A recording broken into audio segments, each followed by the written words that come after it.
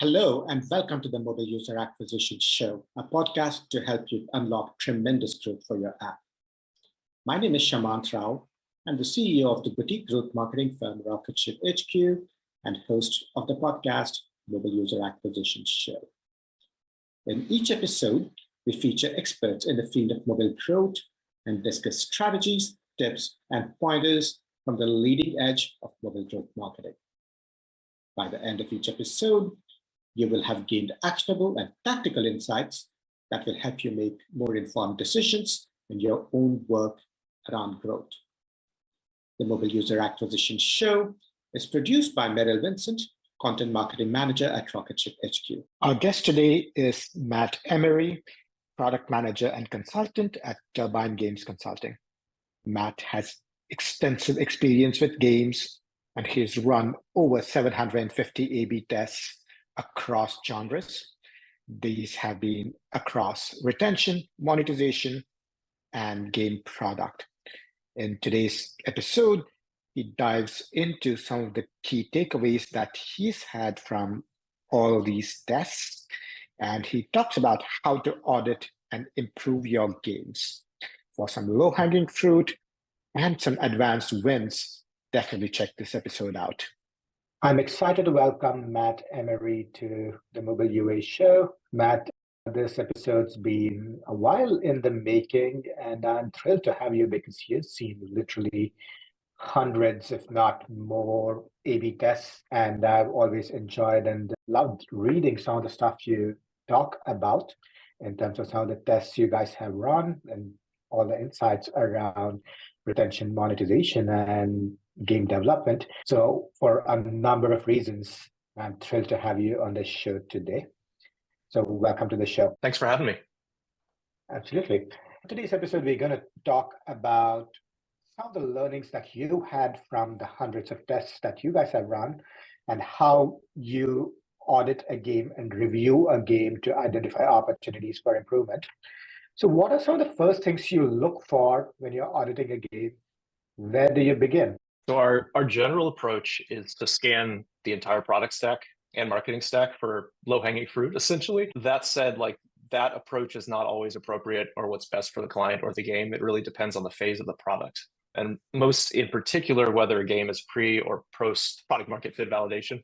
So we've worked with teams who behave as if they're post product market fit growth mode, but for a variety of reasons, they never credibly demonstrated a product market fit using any objective measurable standard. And so one of the learnings that we've had after running over 750 split tests and optimizing many games is that if a game doesn't have product market fit, even doubling, tripling, or 9xing revenue is not likely to save them from a fundamental product market fit problem. Mm-hmm. To put it more bluntly, without PMF, it's unlikely that any level of optimization will be enough to overcome that structural disadvantage. But when we're looking at a game that does have product market fit or that is already in growth mode, the first thing we want to do is to look at the CPI versus LTV equation and really understand the shape of what we're working with. We want to understand whether they're currently running profitable UA, or whether they're close to getting over the hump, what scale they're currently operating at.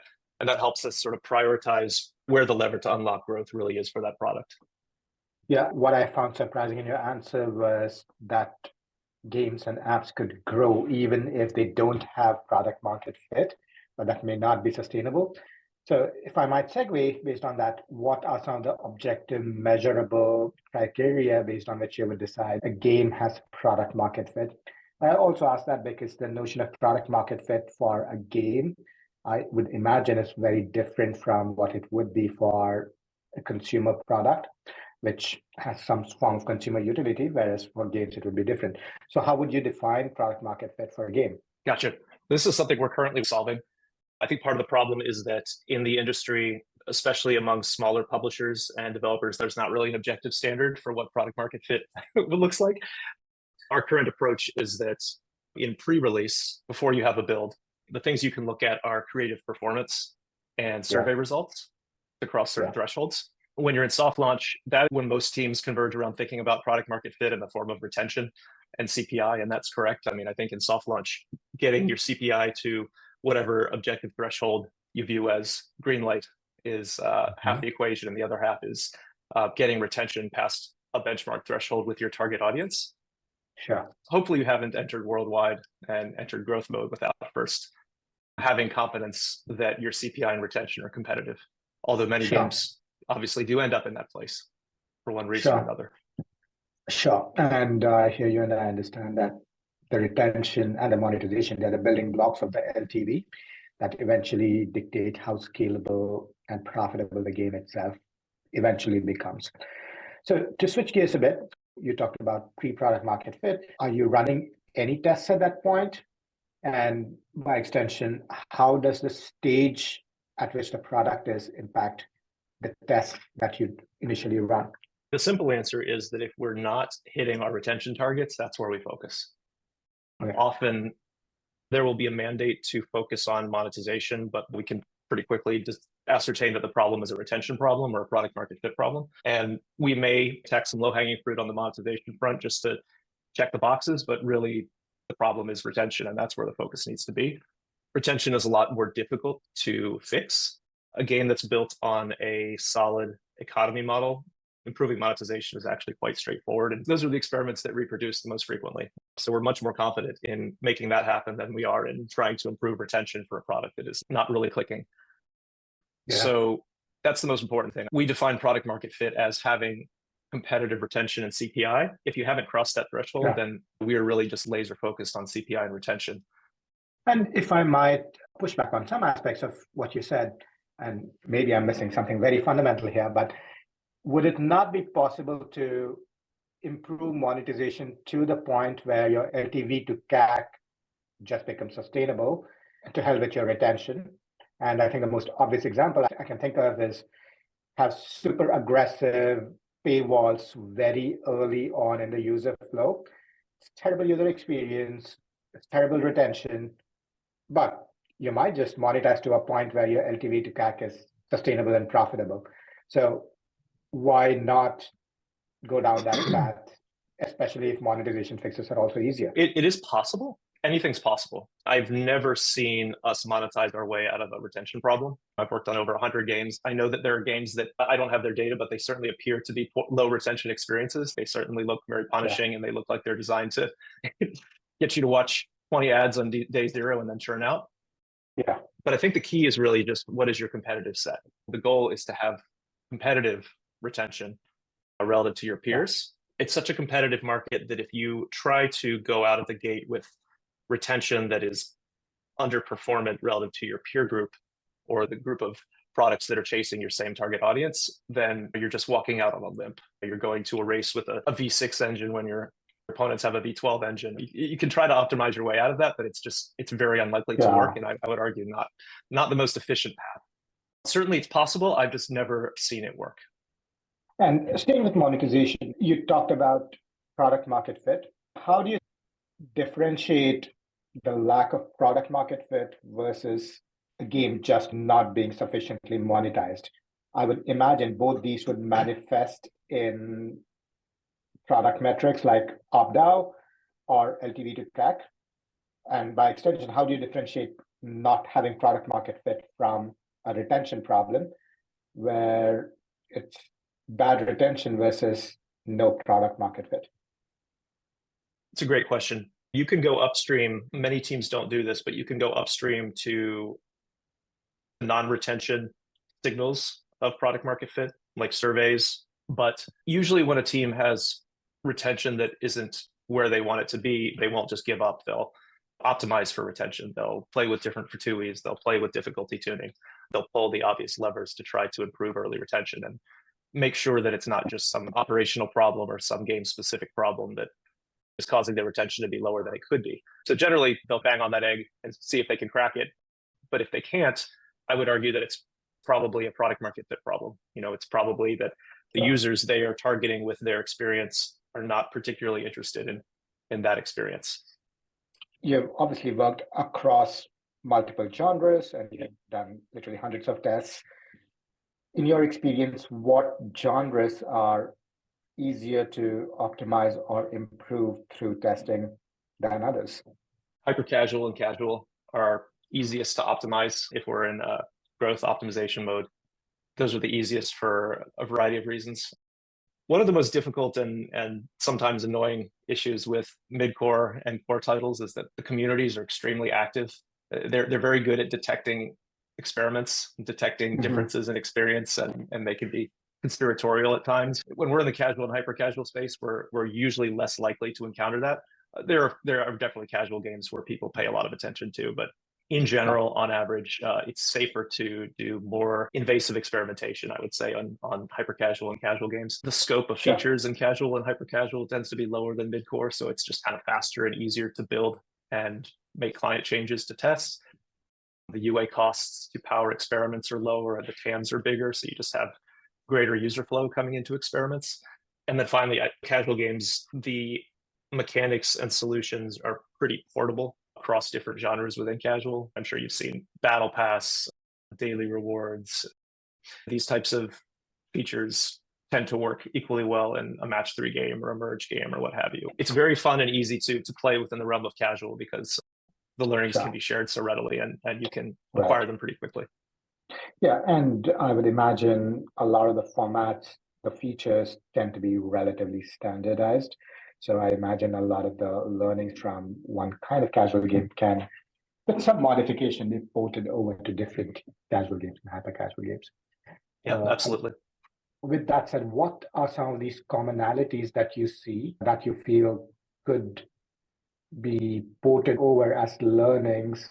What are some examples of commonalities that could be ported over as learnings from one genre to another, or what could be patterns that you've seen across different genres? One that immediately comes to mind, I think every game has this now, but there was a period of time where piggy banks were basically being moved into every casual and casino title under the sun.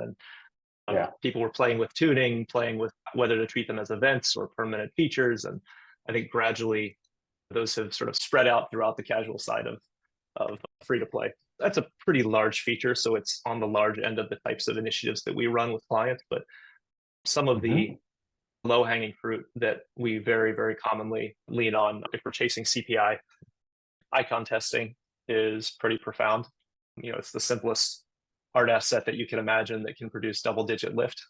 For ROAS, it's generally lower cost and higher impact than screenshots or store videos. It's a really fun place to play to get quick wins.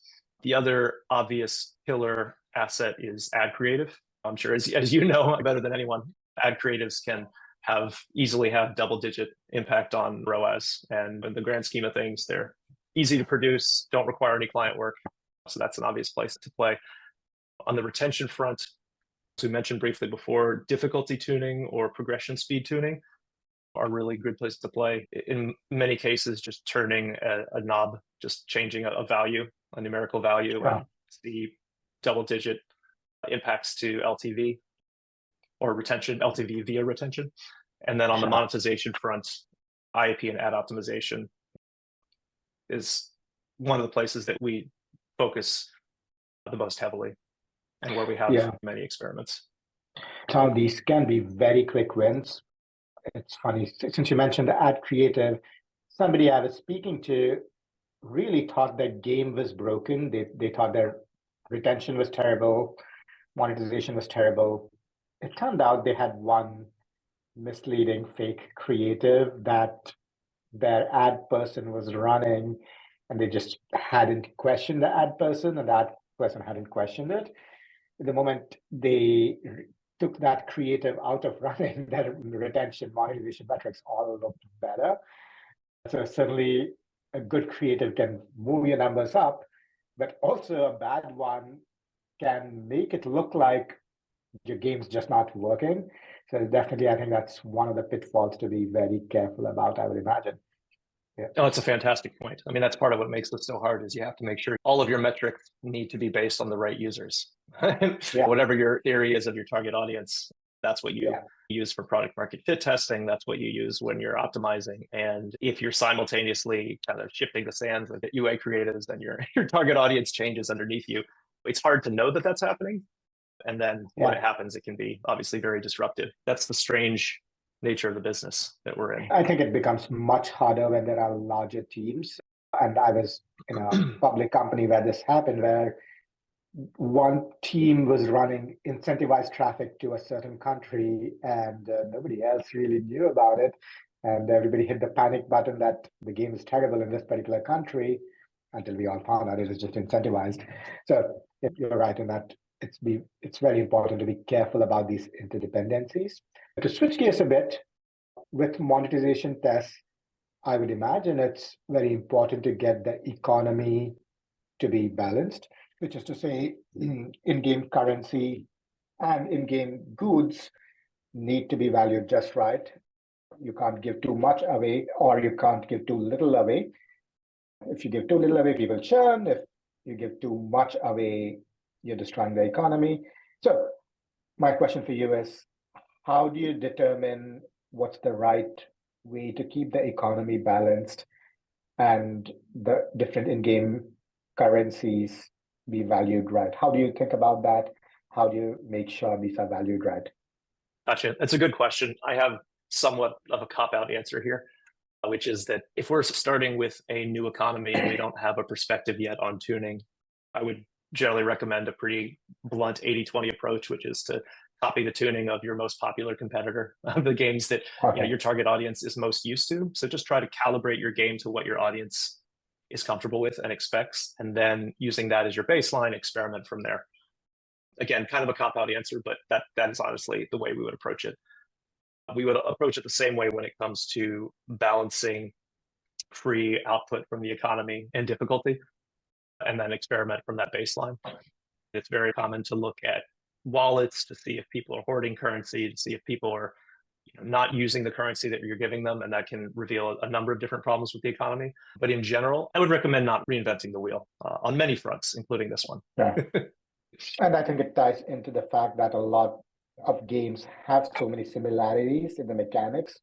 So if you're building on what's proven, you're getting 80% of the way there. You could certainly improve and optimize based on the uniqueness of your own game. But it sounds like what's established is always a good place to start. Having worked on 750 plus tests, what do you still find are some of the common mistakes that developers make when it comes to running tests, improving games, improving monetization, improving retention, and the whole gamut of making a game better? It's a big question. If I were to pick it apart a little bit, I think probably the number one problem we see is trying to continue to invest in a game without demonstrating product market fit, or without really focusing on that as a gate, focusing on growth mode. So not really understanding what phase you're in and prioritizing your activities accordingly. That's probably the number one mistake I see. When it comes to split testing specifically, we talk about split testing a fair amount.